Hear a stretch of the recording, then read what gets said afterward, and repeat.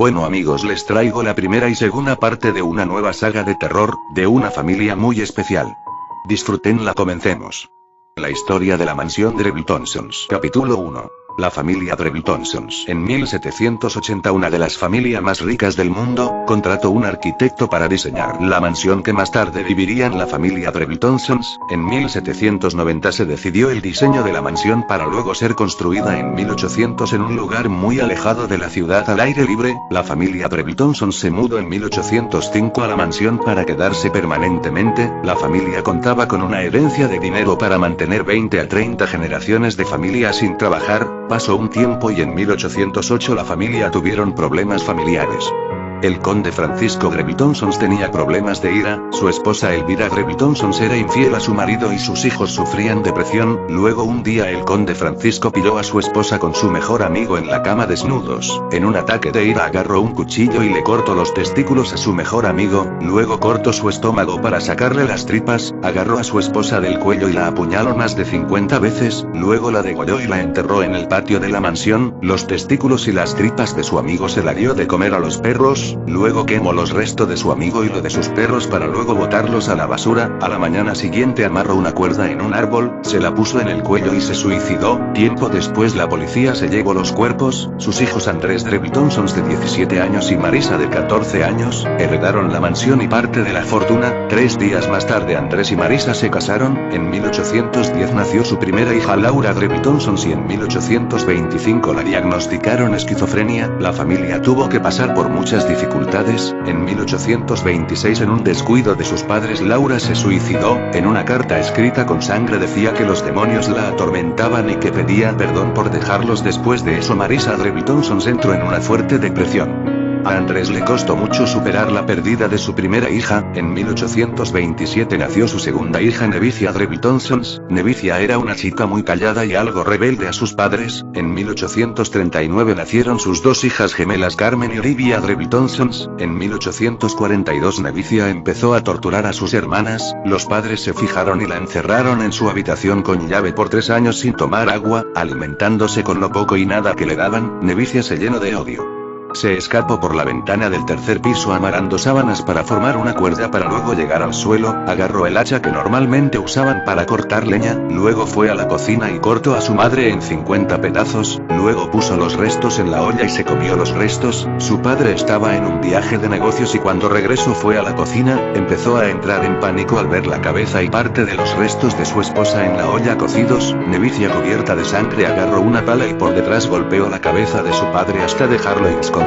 Luego amarró a su padre en una silla y empezó a torturarlo lentamente. Sus hermanas Carmen y Olivia estaban muy asustadas llorando debajo de sus camas mientras oían los gritos de su padre siendo torturado lentamente. Nevicia al terminar de torturarlo de la forma más salvaje posible, lo mató, luego llevó el cuerpo de su padre al sótano para quemarlo y enterrarlo. Más tarde se casó con su mayordomo Gabriel. En 1846 nació su primera hija Alice Drebbletonsons, nacida de constantes violaciones de su padre hacia ella antes de ser violado y asesinado por ella. En 1853 nació su segunda hija Tina Drebbletonsons, que nació con problemas de invalidez. Nevicia sufría de una rara enfermedad a pesar de tener 26 años, su cuerpo no crecía, tenía el cuerpo de una niña de 12 años pero en realidad tenía 26 años. Gabriel, su antiguo mayordomo y actual esposo, tenía una obsesión con el dinero de la familia, así que trató de asesinar a Nevicia envenenando el café, pero Nevicia lo descubrió y a la hora de tomar café puso el café envenenado a Nevicia, pero al ver a su hija llorando fue donde Alice para darle su peluche. Nevicia aprovechó la ausencia de Gabriel y cambió los cafés, dejándole el café envenenado a él. Al regresar se tomó el café muriendo al instante. Al morir enterró el cuerpo de Gabriel en el patio trasero de la mansión. Sus hermanas Carmen y Lluvia, para vengarse de Nevicia por lo que les hizo a sus padres, enterraron a su sobrina Alice viva en un lugar muy alejado de la mansión. Nevicia, al saber que una de sus hijas había desaparecido, entró en locura y empezó a buscar a su hija Alice por todos lados. Desde lejos podía ver un bulto de lejos. Al desenterrar el cuerpo se dio cuenta que se trataba de su hija Alice. Nevicia se llenó de odio y decapitó a Carmen y Lluvia, luego se deshizo de los cuerpos. Nevicia entró en depresión mansión. Luego en 1864 mandó a construir una silla de ruedas especialmente para su hija Tina, pero días después le dio un paro cardíaco y falleció a la edad de 37 años. Como el cuerpo de Nevicia no podía crecer, al morir aún tenía la apariencia de una niña de 12 años, su cuerpo fue enterrado en el jardín de la mansión. Tina quedó al cuidado de una sirvienta hasta los 15 años, luego mató a la sirvienta para evitar que se quedara con la fortuna de la familia. Tiempo después abandonó la mansión para irse a vivir en la ciudad de Manhattan, pero a los 18 años fue arrestada y sentenciada a 5 cadenas perpetuas con el crimen de canibalismo, masacres de personas y decapitación de más de 50 personas. A la edad de 60 años fue dejada en libertad por buen comportamiento, pero a los 65 años fue sentenciada a morir en la horca por el crimen de canibalismo y decapitación de más de 100 bebés recién nacidos. Antes de su muerte pidió ser enterrada en la antigua mansión de Drebbeltonsons. Tina Drebbeltonsons también tenía la misma enfermedad que su madre, así que al morir, a pesar de ser una anciana, aún conservaba la apariencia de una niña de 12 años. Se dice que en la mansión pasan varios fenómenos paranormales, que muchos jóvenes van a la mansión pero nadie sale vivo de ahí. Cuentan por ahí que las almas de la familia Drebbeltonsons aún siguen en la mansión para asustar y asesinar a todos los curiosos que se atrevan a entrar o molestar en la mansión. Dicen que el espíritu de Nevicia es el que más se aparece y que aún conserva su apariencia de niña de 12 años. La historia de la mansión Drebbeltonsons. Capítulo 2. Desapariciones. Hola, mi nombre es José Contreras, tengo 17 años. En Facebook mis amigos y yo estábamos charlando sobre dónde deberíamos ir para la prueba de valor. Mi amigo Pedro dijo que deberíamos ir a la antigua mansión Drebbeltonsons, ya que ahí solía vivir una familia que murieron por causas desconocidas. Según los rumores, ahí ocurrieron asesinatos, por lo que se dice que se mataron entre ellos y que eran caníbales. Además, la mansión era muy famosa porque ahí solía vivir la loca Tina. Era una asesina que fue sentenciada a 5 cadenas perpetuas por canibalismo, masacre de personas y decapitación.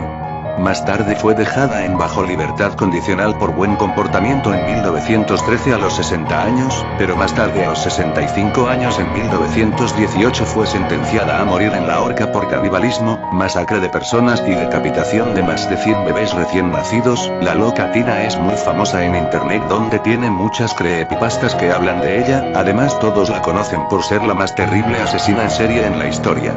Nos pusimos de acuerdo en ir a la mansión. Entre todos reunimos dinero para el país de Inglaterra donde se ubicaba la mansión. Soria, Pedro, Iván, Fanny, Linari, Alfred y yo nos pusimos de acuerdo para tomar el avión e irnos a la mansión. Recuerdo que habíamos llegado a la mansión y decidimos comenzar la prueba de valor. Primero entraron Pedro y Sofía, pero al pasar las horas y nadie salía, decidimos entrar todos juntos para averiguar qué era lo que había pasado. La mansión estaba algo tensa, la atmósfera era muy silenciosa y se sentía un horrible escalofrío en todo el lugar. Al abrir la puerta de la cocina estaba el cuerpo de Sofía, que había sido cortado a la mitad. Al ver la horrorosa escena todos entramos en pánico y tratamos de salir, pero no pudimos abrir las puertas, así que subimos las escaleras para encontrar a Pedro. Al entrar a una de las habitaciones encontramos a una niña ensangrentada con una hacha en su mano junto con el cadáver descuartizado de Pedro en el piso. Cuando nos dimos vuelta estaba la loca Tina con una escopeta de alto calibre en la mano bloqueando la puerta. Apuntó la cabeza de Alfredo perforándole el cráneo, y fue donde estaba el cadáver de Alfred. A llorar su pérdida, la loca Tina aprovechó el momento, apuntó con su escopeta a Linari perforándole la espalda con una bala y luego la remató con un disparo en el cráneo. Iván estaba inmóvil del susto. La loca Tina apuntó a Iván perforándole los testículos, luego apuntó hacia el cuello matándolo al instante. Lo también estaba paralizado, pero alcancé a reaccionar para esquivar el disparo de la loca Tina. Decidí correr donde estaba la niña, pero la niña trató de cortarme con el hacha, pero la esquivé. La agarré por detrás con la intención de usarla como escudo para salir de aquí, pero la niña desapareció de la nada y luego volvió a aparecer detrás de mí enterrándome el hacha en la espalda. Luego vi que la loca Tina mató a Fanny perforándole el cuello. Antes de morir la niña me dijo unas últimas palabras que quedaron grabadas en mi mente. Sus últimas palabras fueron: mala elección, chico, elegiste la mansión equivocada. Han pasado más de 7 meses de la desaparición de José Contreras y sus amigos. Soy el detective John Watson. Investigo el caso de jóvenes desaparecidos en la mansión Drebbeltonsons por más de 20 años. José Contreras, de 17 años, Soria Villalobos, de 16 años, Iván Alegría, de 19 años, Pedro San Miguel, de 22 años, Linari Grolin, de 23 años, Fanny Matson, de 15 años y Alfredo Gómez, de 25 años fueron las últimas personas en desaparecer en la mansión. Desaparecieron el 15 de julio del 2014, yo estoy dispuesto a resolver el por esas desapariciones sin sentidos, por lo que investigado en aquella mansión solía vivir la familia Trebletonsons. El conde Francisco mandó a construir esta mansión para su familia, pero al poco tiempo de mudarse en 1808 la policía desenterró los cadáveres de Elvira Trebletonsons, Ángel Omptons y el cadáver del conde Francisco que estaba colgado en un árbol. Según los archivos de la policía, el conde Francisco habría asesinado a su esposa y a su amigo por supuesta infidelidad de la esposa y luego se habría suicidado. La mansión quedó al cuidado de Andrés y Marisa Trebletonsons pero desaparecieron años más tarde. La policía sospechaba de su hija Nevicia Trebletonsons pero por falta de pruebas no se pudo arrestarla. Con el tiempo varios miembros de la familia desaparecieron de forma misteriosa. Todos apuntaban a Nevicia pero una vez más no se pudo hacer nada. Nevicia murió a los 37 años en 1864, su primera hija Alice Trebletonsons desapareció años antes. Lillian Carrey, quien trabajaba como sirvienta, quedó al cuidado de cuidar a la segunda hija de Nevicia, Tina Trebletonsons. Tiempo después, Iliana desapareció y Tina dejó la mansión pero fue arrestada por masacre de personas, decapitación y bueno, ya conocen el resto de la historia. Las desapariciones de los jóvenes ocurrieron varios años después en la abandonada mansión. La fortuna de la familia Tina la ocupó para sus atrocidades y luego quemó el resto de la fortuna para que nadie se quedara con ella.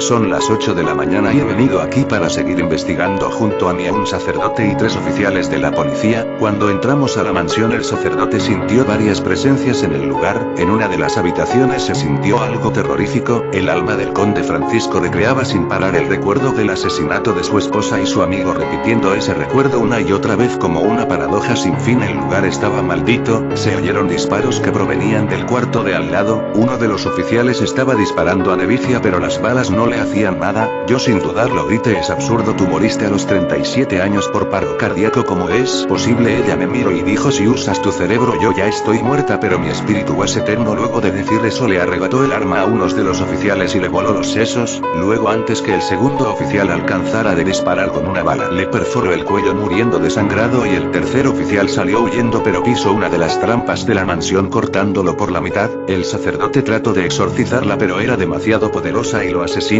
Recuerdo que huí de la mansión pero antes de darme cuenta una niña de 7 años me abrazó pero al verle el rostro era Alice, la primera hija de Nevicia que había desaparecido y hermana mayor de la loca Tina. Como pude me la saqué de encima pero una bala atravesó mi corazón. Antes de morir pude ver el rostro de la loca Tina sonriéndome.